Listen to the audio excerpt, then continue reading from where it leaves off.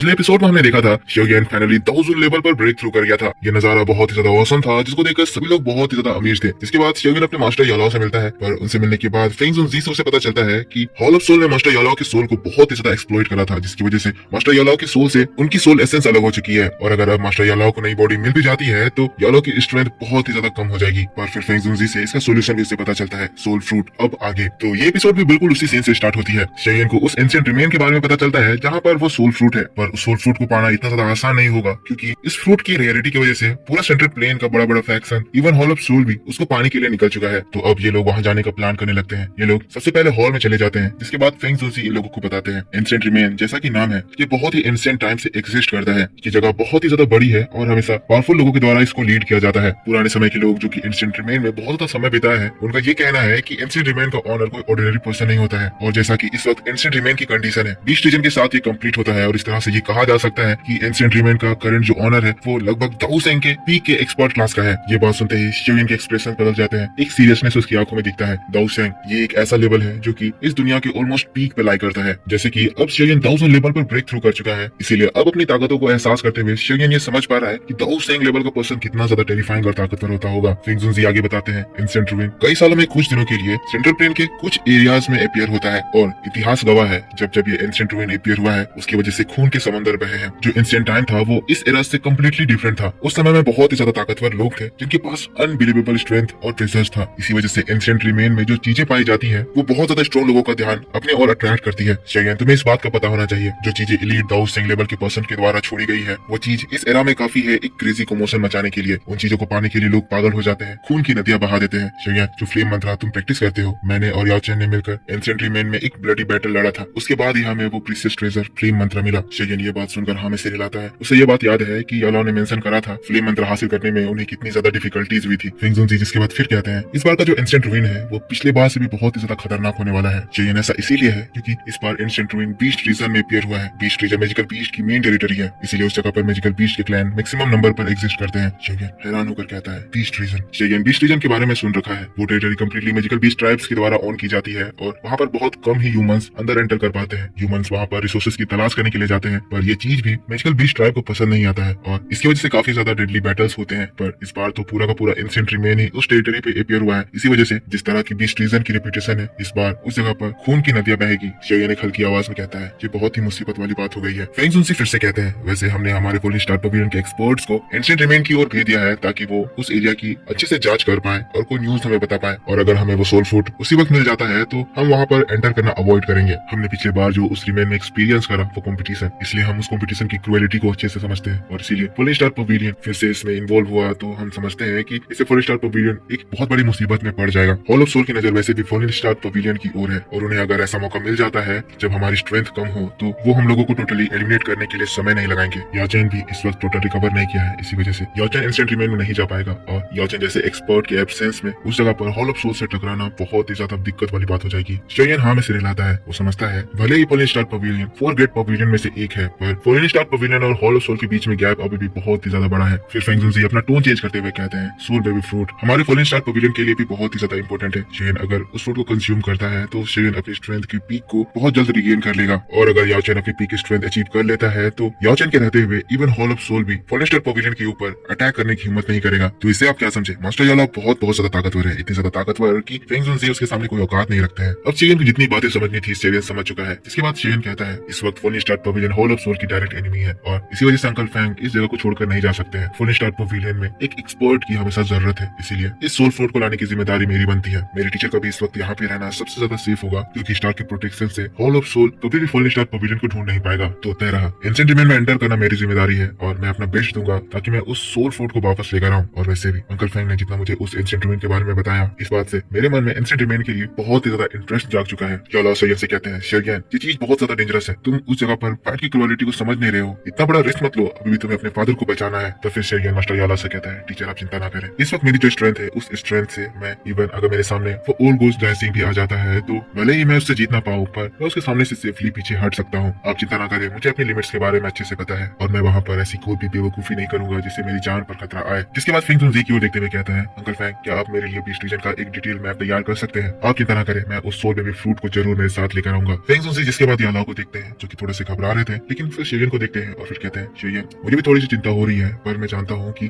इस काम को करने के लिए इस वक्त तुमसे ज्यादा बेस्ट पर्सन और कोई भी नहीं होगा। इस वक्त याजन के पीक स्ट्रेंथ को लाने के लिए हमें पूरी कोशिश करनी होगी और इसी वजह से इस रिस्क का लेना बहुत ज्यादा जरूरी है। जितनी जल्दी हो सके मैं तुम्हारे लिए वहाँ का मैप तैयार करता हूँ, साथ साथ तुम मिस मू को भी अपने साथ ले जाओ। मिस मू का क्लैन उसी बीस्ट रीजन पे लाई करता है, इसी वजह से मिस मू तुम्हारे लिए वहाँ पर कुछ हेल्प लाने की कैपेबल होंगी। ये बात सुनकर शेयन हाँ में अपना सिर हिलाता है और मुकिन की हेल्प को एक्सेप्ट करता है। लेकिन ये सारी चीजें सुनकर फिर मास्टर यालाओ शेयन की ओर देखते हैं और फिर कहते हैं ठीक है, जब तुमने अपना मन बना ही लिया है तो मैं तुम्हारे अगेंस्ट नहीं जाऊंगा, पर शेयन ध्यान रखना तुम्हें उस एंशिएंट रिमेन में अपना हर एक कदम फूक फूक कर रखना होगा और जैसे ही कोई भी डेंजर आए तुरंत ही तुम उस जगह से विड्रॉ करना। शेयन याद रखना मेरी स्ट्रेंथ की रिकवरी तुम्हारी सेफ्टी से ज्यादा इंपॉर्टेंट नहीं है। फिर मुस्कुराते हैं, कहते हैं वैसे भी तुम्हारे साथ डिसाइपल पाना कोई मामूली बात नहीं है। मास्टर यालाओ की बात को सुनकर शेयन हंसने लगता है, जिसके बाद ये सीन शिफ्ट हो जाता है और हम लोगों को अगली सुबह का सीन दिखाया जाता है। शेयन लिटिल फेरी डॉक्टर तियान हाउजुनजी मुकिन जियान के साथ एक बर्ड में खड़ा हुआ है और वो एंशिएंट रिमेन में जाने के लिए तैयार है। मास्टर यालाओ फेंगसुनजी उन लोगों को विदा करने के लिए है। फेंगसुनजी फिर से एक बार शेयन से कहते हैं शेयन तुम्हें ये बात हमेशा याद रखनी चाहिए, हर वक्त इस ट्रिप में केयरफुल रहना और अगर कोई भी ट्रबल आती है तो तुरंत उस जगह से विड्रॉ करना। सभी लोग इनके लिए चिंता कर रहे थे। शेयन इनकी बातों को समझता था, हमें सिर हिलाता है, स्माइल करता है, उनको ग्रीट करता है और फिर मास्टर यालाओ से कहता है टीचर अपना ध्यान रखना, आपका ये डिसाइपल बहुत जल्द आपके लिए सोल फ्रूट लेकर आएगा। और वैसे ही वो लोग तेजी से वहाँ से गायब हो जाते हैं। फेंगसुनजी यालाओ उन लोगों को देख रहे थे। फेंगसुनजी यालाओ से फिर से कहते हैं ओल्ड फेलो वाकई में तुमने एक बहुत ही ज्यादा बढ़िया डिसाइपल पाया है। यालाओ भी इस बात से एग्री करते थे, हाँ में अपना सिर हिलाते हैं। और फिर नेक्स्ट सीन हम लोगों को एक खुला आसमान दिखाया जाता है। ये लोग उस बड़े से क्रेन के ऊपर बैठकर एंशिएंट रिमेन का सफर तय कर रहे थे। उस एंशिएंट रिमेन में पहुंचने में अभी 8 दिन बाकी थे। शेयन के साथ इस वक्त तियान हाउजुनजी, सियोंगजान, लिटिल फेरी डॉक्टर है, तो इसीलिए इन दाओजुन का लाइनअप अभी बहुत ही ज्यादा स्ट्रॉन्ग है और जियान की तो स्ट्रेंथ के बारे में पता ही नहीं है, तो आगे जाकर ही पता चलेगा कि जियान क्या क्या कमाल दिखाएगी। वैसे भी आगे के एपिसोड में हम लोगों को जियान के ही कमाल दिखने वाले हैं, क्योंकि जियान एक बीस्ट है और वो भी एक एंशिएंट वॉइड ड्रैगन बीस्ट। इसी बात पे हम लोगों को जियान को दिखाया जाता है जो कि मुंह बना रही होती है, कहती है बीस्ट रीजन में जाना कितना ज्यादा बोरिंग है, हम लोग वहाँ क्यों जा रहे हैं। जियान ऐसा इसीलिए कह रही है क्योंकि जियान बीस्ट रीजन का सफर कुछ समय पहले ही तय करी हुई थी। जो गायब हुई थी उसमें वो बीस्ट रीजन में ही थी, क्योंकि बीस्ट रीजन में ही जियान का clan ancient void dragon clan है। जियान कुछ बड़बड़ा रही थी। लिटिल फेरी डॉक्टर जियान को देखकर मुस्कुरा रही थी। तब शेयन जियान के सिर को सहलाते हुए उसकी ओर एक स्मॉल जेड बोतल टॉस करता है। जियान जल्दी से उस बोतल को खोलती है, उसको सूंघती है। उसमें शेयन ने जियान के लिए एक सुंदर यावान पील बनाया था। जियान उसको तुरंत खाने लगती है, खुश हो जाती है, कहती है वेल ये बीस्ट रीजन सेंट्रल प्लेन जैसा अच्छा नहीं है। जैसे कि एंशिएंट रिमेन इस वक्त बीस्ट रीजन में अपियर हुआ है, तो हम लोगों को वहाँ एंटर करने से पहले अच्छे से प्रिपरेशन कर लेना चाहिए। बीस्ट रीजन से कुछ भी लेकर बाहर निकलना बहुत ही ज्यादा मुश्किल हो जाता है। लेकिन शेयन जियान की बातों को इग्नोर करते हुए मुकिन से कहता है मुकिन तुम बताओ बीस्ट रीजन में कितने तरह के फैक्शंस हैं। एटलीस्ट बीस्ट रीजन में एंटर करने से पहले हम लोगों को पता रहना चाहिए कि किन फैक्शन को हम लोगों को ऑफेंड करना है और किन को बिल्कुल नहीं। मुकिन जिसके बाद शेयन को देखती है, जिसके बाद कहती है बीस्ट रीजन में मैजिकल बीस्ट के 70% क्लैन लाई करते हैं, इसीलिए हम कह सकते हैं कि बीस्ट रीजन मैजिकल बीस्ट का वर्ल्ड है। बीस्ट रीजन में 3 ग्रेट ट्राइब्स लीड करते हैं। पहला हेवन डीमन फिनिक्स ट्राइब, दूसरा 9 सिरियन डीप क्राउन पाइथन ट्राइब और तीसरा एंशिएंट वॉइड ड्रैगन ट्राइब। शेयन सुनकर soft heaven demon phoenix tribe. और इसी बात के साथ बैटल ऑफ द हेवंस का ये वीडियो भी इस जगह पर खत्म हो जाता है।